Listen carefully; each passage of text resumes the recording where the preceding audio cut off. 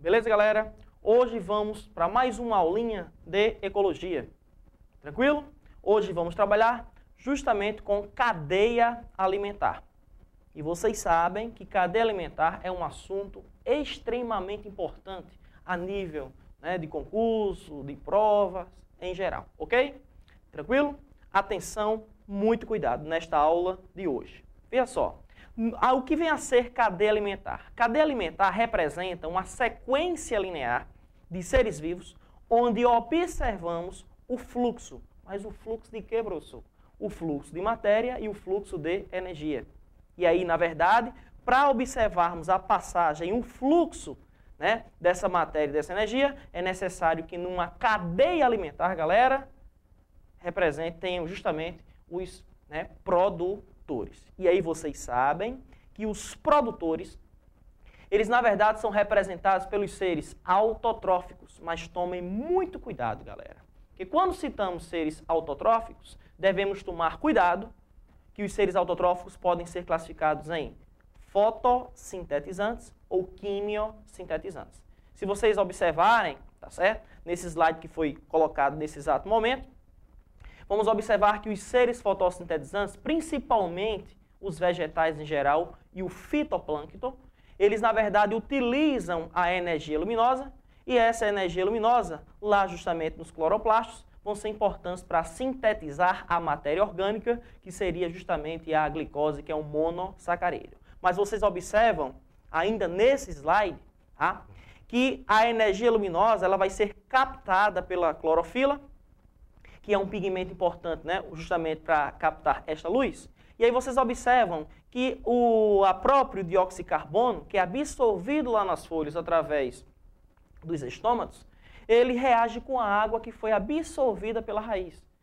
Significa dizer que o processo fotossintético, a água reage com o gás carbônico. E aí, ao reagir com o gás carbônico, com a presença dessa energia luminosa, que foi captada pela clorofila, sintetiza basicamente a glicose, a água metabólica e libera o gás oxigênio. Percebam, o gás oxigênio que está presente basicamente no nosso planeta vem justamente do processo fotossintético.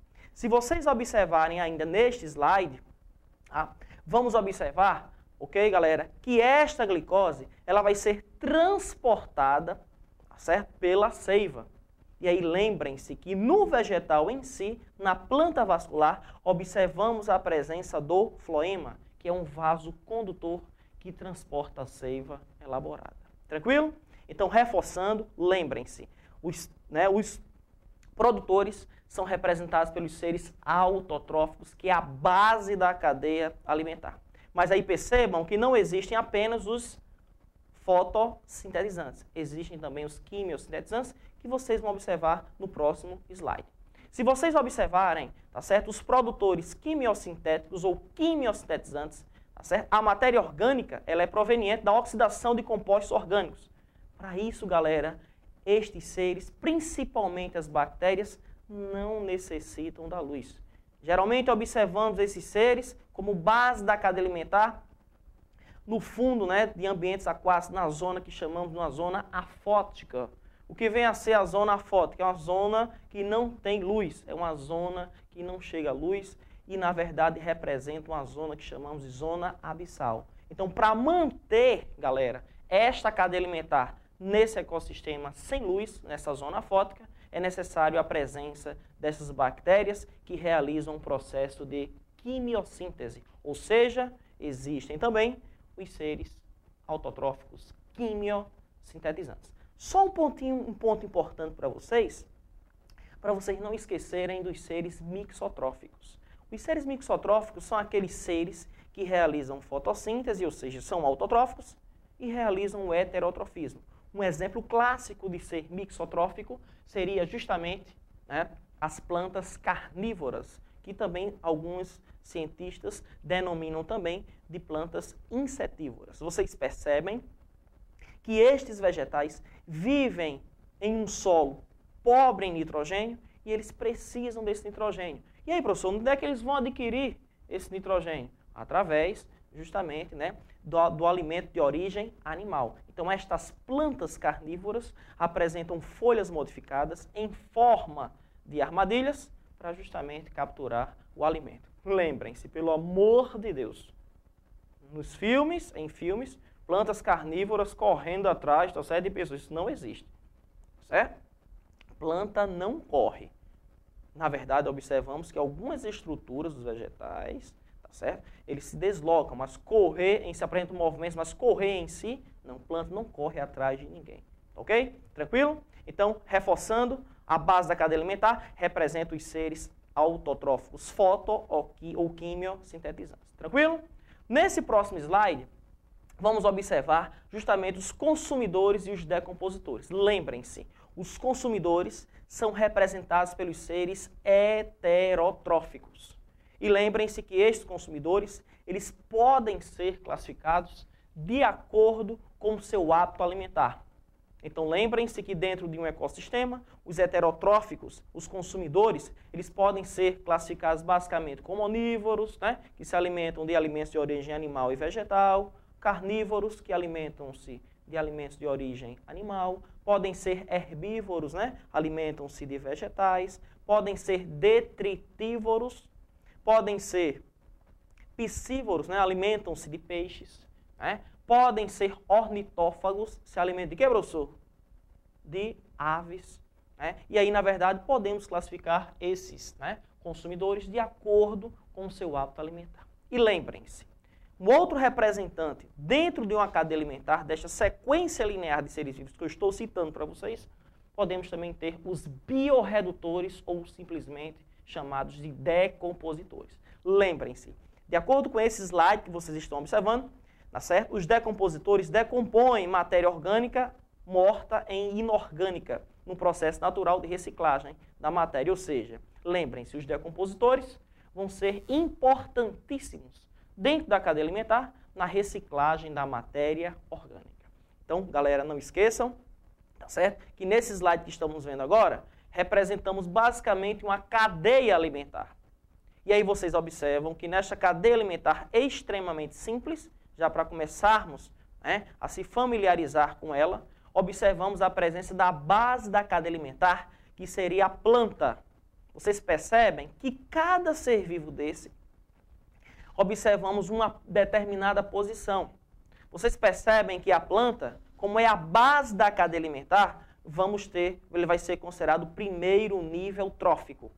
Então, não confundam o primeiro nível trófico com o consumidor primário. Vocês percebem que o herbívoro, que se alimenta da planta, é considerado consumidor primário. Então, não confundam o primeiro nível trófico com o consumidor primário. O primeiro nível trófico representa o produtor, que nesta cadeia alimentar simples, estamos observando simplesmente a planta. Quem se alimenta da planta, vocês percebem que é o herbívoro. Então, o herbívoro, ele representa o segundo nível trófico, que é justamente a sua posição, e ele é considerado consumidor primário, por se alimentar diretamente do produtor, que seria justamente a planta. Tranquilo? Vocês percebem também ainda o topo da cadeia alimentar, que seria o carnívoro. O carnívoro, ele representa o terceiro nível trófico. Então, a posição desse carnívoro, que neste caso aí vocês estão observando o jacaré, representa justamente o terceiro nível trófico e é considerado o consumidor secundário. Mas, professor, mas por que consumidor secundário? Porque ele se alimenta diretamente do consumidor primário. Então, nesse caso, vamos observar, reforçando que a planta seria o produtor, herbívoro, consumidor o quê? Primário, e o carnívoro, consumidor secundário. Mas, percebam, observamos que estas setas indicam o fluxo de matéria e o fluxo de energia, que daqui a pouco vamos observar, tá certo? Daqui a alguns instantes. Beleza? Bom, e aí vocês observam uma figura interessante, né, onde nesse exato momento vamos classificar quem é consumidor, quem é produtor e quem é a sua posição. Vocês percebem que a base, né, dessa cadeia alimentar seria essas plantas que vocês estão observando na imagem, as plantas do fundo, essas plantas aquáticas.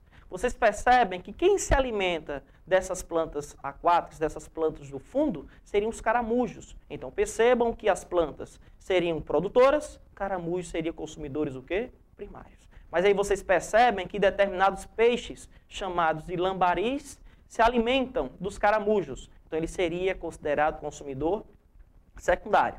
Mas estes lambaris são devorados pelos peixes maiores. Então os peixes maiores seriam o consumidor, o que, galera?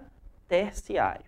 E aí vocês percebem que no topo dessa cadeia alimentar, observamos uma ave, né? Que nesse slide, ele cita as aves da margem, né? Estas aves se alimentam desses peixes maiores. Então, eles seriam considerados consumidores, o quê?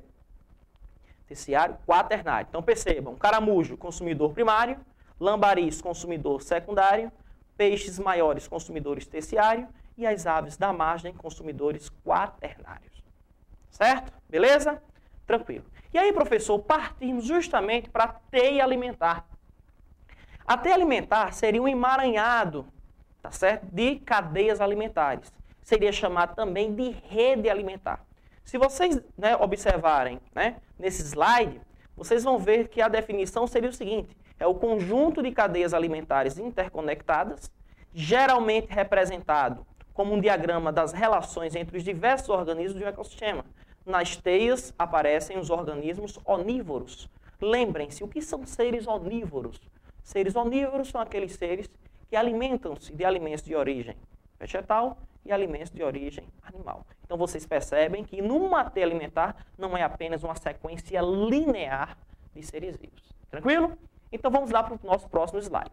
Vocês percebem que nesse próximo slide, né, no ecossistema aquático, uma belíssima imagem, né, vamos observar aí realmente uma teia alimentar. Por quê, professor? Porque não é uma sequência linear. Vocês percebem que os caramujos e o peixe pequeno estão se alimentando de plantas aquáticas. Ora, se o caramujo e o peixe pequeno, que vocês estão observando atentamente no slide, eles são considerados consumidores o quê? Primários, porque alimentam-se diretamente, né, do produtor. Mas aí vocês percebem que o peixe maior se alimenta do peixe menor e do caramujo.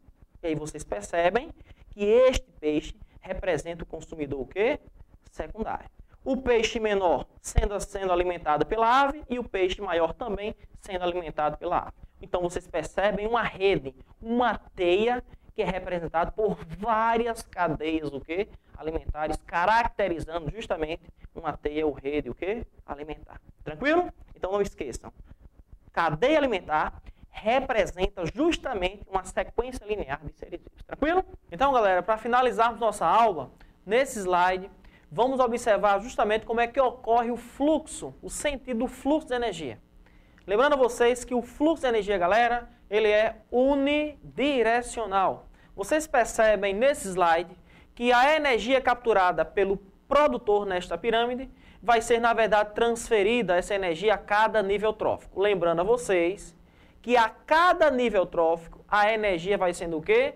Diminuindo. Ela vai sendo o quê? Perdida ao longo de cada nível trófico. Então lembrem-se, nesta pirâmide alimentar, vamos observar que cada retângulozinho desse representa um nível trófico. Percebam que os produtores seriam, né, o primeiro nível trófico, o consumidor de primeira ordem ou consumidor primário seria o segundo nível trófico e os consumidores de segunda ordem seriam o terceiro nível trófico. Vocês vão perceber, de acordo com o que eu falei para vocês, que o último nível trófico, que seriam, na verdade, nesta pirâmide, os consumidores de segunda ordem, apresentará uma menor disponibilidade de energia. Não esqueçam, tá certo? Que a energia, ela diminui a cada nível trófico e é assimilada pelos produtores, que são os seres autotróficos, que representam basicamente a base da cadeia alimentar.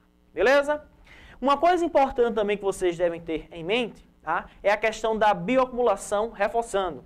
Lembrem-se que no processo de bioacumulação, para não confundirem com o fluxo de energia, no processo de bioacumulação, né, as toxinas ou os metais pesados, né, as substâncias tóxicas, elas aumentam a cada nível trófico. Então, nesse caso aí, em relação ao processo de magnificação trófica ou bioacumulação, este metalzinho pesado, ou essa toxina, vai estar em maior concentração no último nível trófico. Tranquilo?